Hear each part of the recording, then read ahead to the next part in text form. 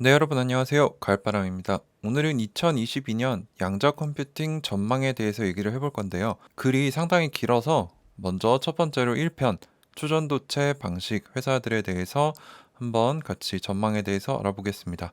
그래서 부제로 아이온큐 경쟁사 동향 분석이라고 붙여봤습니다. 우선 양자 하드웨어 전망 2022라는 리포트가 나왔어요. 그래서 제가 구독해서 보고 있는 양자 컴퓨팅 리포트라는 사이트가 있습니다. 여기가 이제 목적을 이제 재밌게 언어 유희를 해놨는데 큐비트와 상거래가 얽히는 곳이라고 해서 양자 얽힘을 언어 유희를 해놨고요. 그래서 뭔가 이 양자 산업과 이런 상용화를 좀 다루면서 각 그 양자 산업에 있는 회사들의 동향 또는 뭐 어떤 소식들이 있는가 뉴스 같은 것들을 전달해주는 아주 유용한 사이트라고 생각을 합니다. 그래서 흥미가 있으신 분들은 이 사이트에 들어가셔서 구독을 하시면은 일주일에 한 번씩 중요한 소식들을 이메일로 보내주니 한번 살펴보시면 좋을 것 같습니다. 그래서 오늘은 여기서 나온 양자 하드웨어 전망 2022를 살펴보도록 하겠습니다. 우선 서론입니다. 그래서 대규모 투자로 인하여 이제 점점 더 많은 양자 유니콘이란 기업 가치가 1조 원 이상인 창업 10년 이하인 비상장 스타트업 기업을 얘기하죠. 그래서 이러한 거대한 몸집의 양자 유니콘들이 대규모 투자로 많이 나왔는데 광자 및 초전도 큐비트를 사용하는 중국의 양자 컴퓨터도 발전이 주목받고 있고 이온 트랩 방식은 논리적 큐비트를 시연함으로써 빛을 발했다. 그러나 실제적으로 양자 컴퓨팅 구축 경쟁에선 누가 이기고 있을까라는 것에 대해 살펴볼 것이라는 거죠. 그래서 이 양자 컴퓨팅에서의 확장성이 어려운데 다중 큐비트 장치에서 한 세대에서 다음 세대로 넘어감에 따라 충실도가 향상되고 있다는 것은 좋은 소식이다. 그러나 대부분의 경우 연구실 기반에서 사용되는 양자 컴퓨터에 두 개의 큐비트를 사용하는 게이트 충실도를 쫓아가는데 급급하고 현재 충실도는 이 상용화되기에는 충분하지 못하다라는 얘기를 하고 있습니다. 그래서 수년 동안 게이트 모델 양자 컴퓨팅 플랫폼에 대한 비공식 진입 레벨 기준은 이제 엔트리 레벨이 어느 정도 돼야 되느냐 하면은 2Q 이 두 개의 큐비트를 사용하는 게이트 충실도를 99% 이상으로 입증하면 저 회사는 가능성이 있다라고 이렇게 봤는데 이 작가분 전문가분이 보시기에는 경험과 실용적인 부분을 감안했을 때 이제 양자 분야는 99.9%의 이 두 개의 큐비트 게이트 충실도를 최소한으로 삼아야 한다. 우리가 많이 진보했으므로 이 기술 수준에 대한 기준을 더 높여야 한다. 99.9%까지 올리자라고 얘기를 하면서 글을 열고 있습니다. 그래서 이제 부연 설명으로 FTQC와 FQQC라는 단축어 전문 용어를 얘기를 해주는데요. 이거는 알아두시면 좋을 것 같아서 저도 넣어봤습니다. 그래서 FTQC란 Fault Tolerant Quantum Computation이라고 해가지고 내결함성을 가진 양자 계산을 얘기합니다.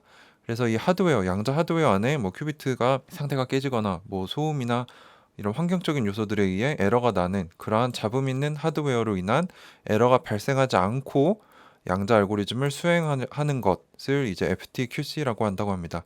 그래서 개념적으로 이것은 이제 에러를 수정하는 코드와 내결함성을 가진 게이트를 통해서 실현이 가능한 것은 모두 알고 있지만 이렇게 구현을 하려면 필요한 큐비트 수가 너무 커진다는 거죠. 그래서 실질적으로 어렵다. 그래서 이 외에 또 다른 접근법은 근본적으로 내결함성을 갖춘 훨씬 뛰어난 큐비트 소재를 사용한 큐비트 기술을 구현하는 것입니다. 그래서 아이온큐가 최근에 이터리움에서 바륨으로 이제 옮긴 것도 큐비트 소재로 옮긴 것도 이게 더 내결함성을 가진 확률이 더 높고 더 선천적으로 상태가 안정적이다라는 기사를 봤던 기억이 납니다. 그래서 이런 면으로서 내결함성을 갖출 수도 있다. 이 두 가지 방법이 있는데 이 두 가지 방법 모두 실제로 현실화하기 위해서는 수년이 걸릴 것으로 예상된다고 합니다. 그래서 FTQC라는 개념 알아두시면 좋을 것 같고요.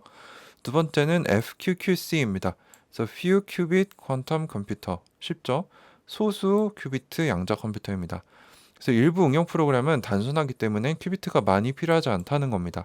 그래서 여기에 해당하는 예가 양자 암호화 어플리케이션 그리고 미래 양자 인터넷의 노드란 이제 대형 네트워크에서 이제 서로 이렇게 연결이 돼 있으면 거기에서 이 종단이라고 해야 될까요? 끝에 부분에 있는 PC, 휴대전화, 프린터와 같은 장치나 데이터 지점을 의미합니다. 그래서 FQQC, FTQC 알아두시면 좋을 것 같고요.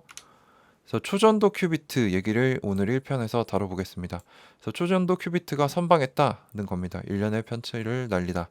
그래서 먼저 IBM이 나옵니다. IBM은 기본 로드맵 진행 상황에서 좋은 진전을 보여주고 있는데 최근에 2021년 말에 가장 큰 양자 프로세서인 127 큐비트, 이거는 물리 큐비트입니다. 물리 큐비트를 갖춘 이글 프로세서를 공개했습니다. 아직 이글 프로세서의 양자 볼륨, 즉 큐비트 품질에 대해서는 알 수 없지만 충실도 면에서는 그렇게 좋지 않을 것으로 예상이 된다.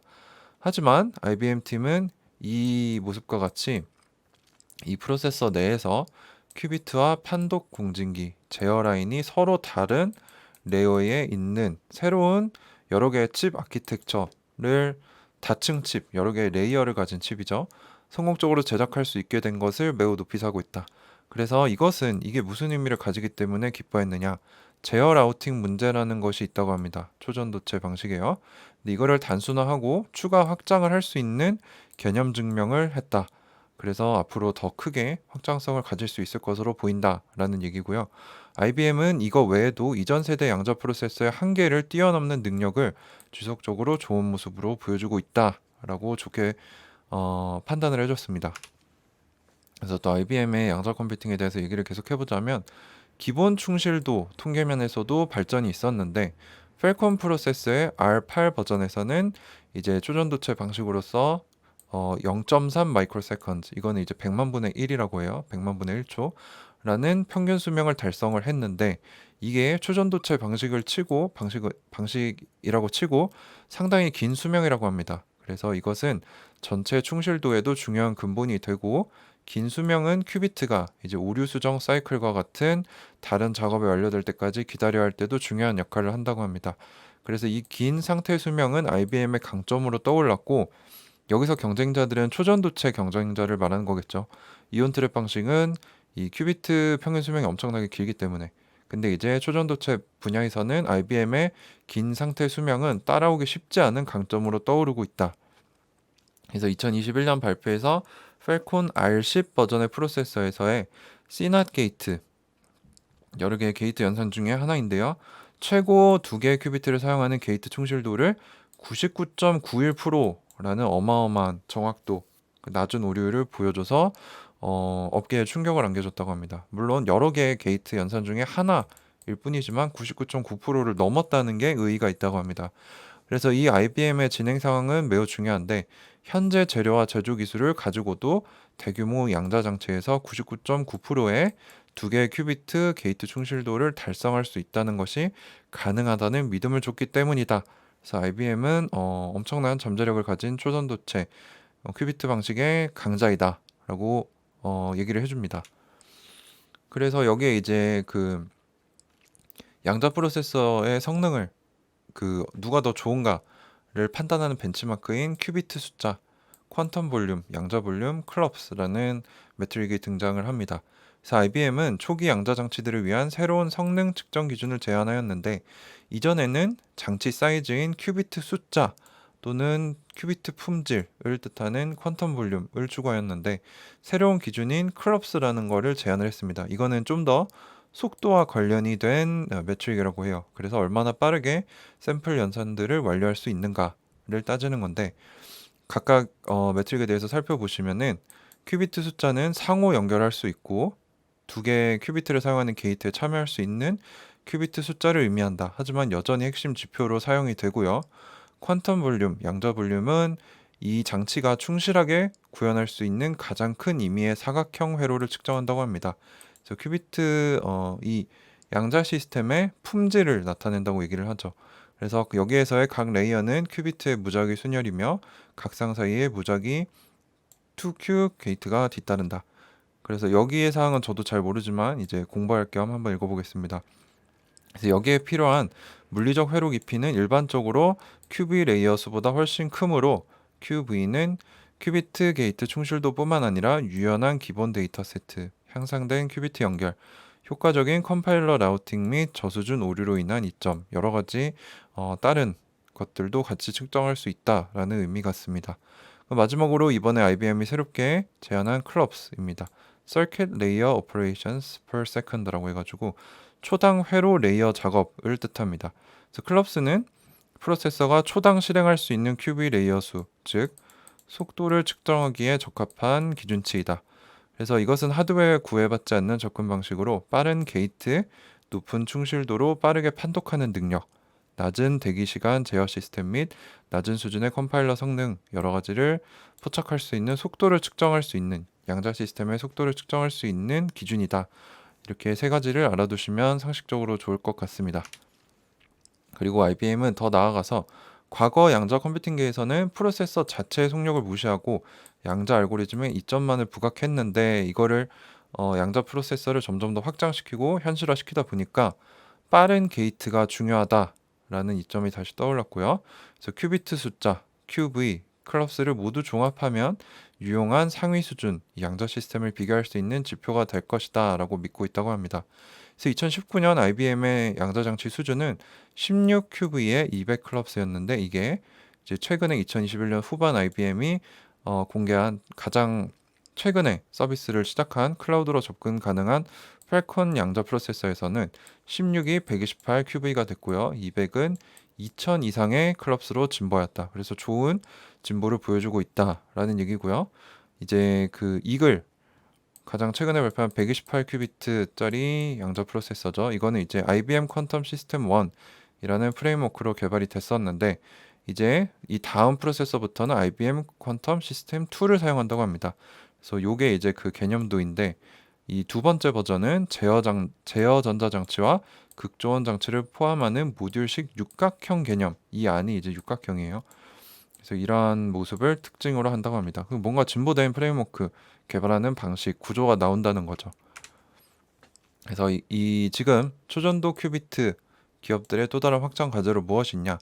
이게 거대한 실린더, 그 냉각 실린더를 사용하기 때문에 충분한 냉각 전력을 제공해야 되고요. 가동 중지 시간을 최소화해야 됩니다. 왜냐하면 온도를 쭉 내렸는데 중지시키면 바로 올라오거나 뭐 잡음이나 이런 환경적인 요소들이 적용될 수 있기 때문에 그래서 IBM은 이를 해결하기 위해서 극좋은 희석 냉장고 시스템 전문 기업인 블루포스라는 회사를 영입했습니다. 그래서 이런 거를 만드는 회사래요. 그래서 뭐 하는 회사인가 봤더니 이런 극좋은 희석 냉장고를 전문적으로 이 양자 컴퓨팅 기업에 공급하는 회사라고 합니다. 그래서 IBM의 로드맵은 2021년 이글 127 큐비트 나왔고 내년에 어스프레이라는 양자 프로세서로 433 큐비트, 내후년에는 콘도르 1121 큐비트 순으로 100만 큐비트 대용량 시스템을 이제 빠른 시간 내에 도달하는 것을 목표로 하고 있다고 합니다. 그리고 실제로 좋은 모습을 보여주고 있습니다. 자, 다음은 이 전문가가 손꼽은 또 하나의 초전도체 방식의 강자인 OQC라는 기업입니다. OQC는 영국 초전도체 큐비트 스타트업인데 이제 초전도체만 쓰는 게 아니고 고정 주파수 큐비트도 함께 사용하고 있다고 합니다. 그래서 여기서 특허받은 콕스먼이라는 큐비트 아키텍처는 이 IBM 이글에서 스택 방식으로 해결한 아까 말씀드린 무언가 이 라우팅 문제라는 게 초전도체 방식에 있는데 이거를 이미 해결을 했고 이 두 회사의 통계치를 비교하는 것이 필요할 것 같다. 그리고 OQC는 아마존 브라켓 클라우드 플랫폼을 통해 접근 가능한 북미 이외의 유일한 최초의 회사로 발표되어 주목을 받았다고 합니다. 그리고 영국 최초로 QCAAS 퀀텀 컴퓨팅 에서 서비스라고 해서 이제 서비스형 양자 컴퓨팅이라고 해서 클라우드 환경에서 양자 컴퓨팅 자원을 빌려주는 거죠. 그래서 뭐 이 아마존 브라켓과 같은 것을 출시를 해서 이제 유럽 쪽에서도 떠오르는 초전도체 방식 강자로 떠오르고 있다고 합니다. 네, 그래서 오늘 2022년 양자 컴퓨팅 전망 중에서 이게 여러 가지 긴 섹션으로 되어 있기 때문에 오늘은 첫 번째로 초전도체 방식의 강자인 IBM과 OQC라는 기업에 대해서 그 동향과 미래에 대해서 한번 살펴봤습니다. 그래서 제가 지금 이걸 하는 이유는 저는 이제 아이온큐에 투자를 하고 있기 때문에 경쟁사들 또는 다른 방식의 큐비트 방식을 가지고 있는 회사들이 얼마나 잘하고 있는지 그것들을 알아야 이제 아이온큐가 얼마나 앞서고 있는지 알고 있기 때문에 공부를 해봤고요. 뭐 아시다시피 이거는 그냥 정보 공유 차원에서 제가 만든 걸 복습하는 영상이고요. 절대로 매수 매도 추천이 아니므로 투자자분들은 스스로 판단하시고 고민하시고 투자하시고 책임을 지셨으면 좋겠습니다. 네, 오늘도 긴 시간 끝까지 시청해 주셔서 감사드리고요. 다음 편에는 초전도 2편으로 구글 그리고 중국 그리고 리게티, D-웨이브를 다룰 예정이고요. 2편에서는 3편에서는 이온 트랩을 다룰 예정이고 4편에서는 중성자, Natural Atoms 다루고 네 번째가 포토닉 광학 양자 컴퓨터고요. 광자 양자 컴퓨터고요. 5편이 이제 뉴트럴 큐비트 해가지고 그 중성자 그리고 6편은 뭐 스핀 큐비트 등등등 다양한 방식의 양자 컴퓨터 동향 그리고 미래에 대해서 이렇게 시리즈로 한번 살펴볼 예정입니다. 네, 그래서 끝까지 함께 공부하셔서 아이온큐라는 기업뿐만 아니라 이 양자 컴퓨팅 산업이 어떻게 이루어져 있고 뭐 각 큐비트 구현 방식은 뭐가 강점이고 단점이고 누가 선두주자인지 이거를 비교 분석할 수 있는 역량을 저랑 함께 갖춰가시면 좋을 것 같습니다. 네, 오늘도 긴 시간 끝까지 시청해 주셔서 감사드리고요. 다음 편들도 기대해 주세요. 네, 감사합니다. 가을바람이었습니다.